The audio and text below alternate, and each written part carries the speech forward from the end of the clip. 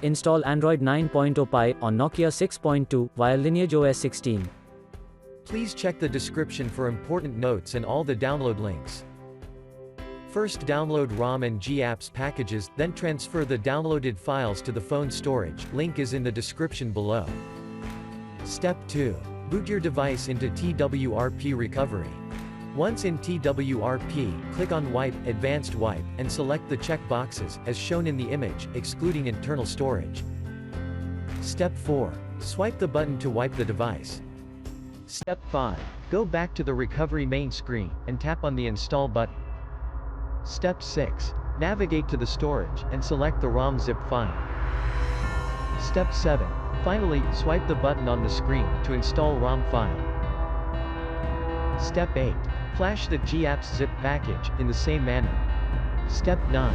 After GApps flashing completes, select Wipe Cache and Dalvik from bottom left side of screen, and swipe to wipe. Step 10. When the flashing process is complete, hit Reboot System. That's it, you have successfully installed the ROM on your device.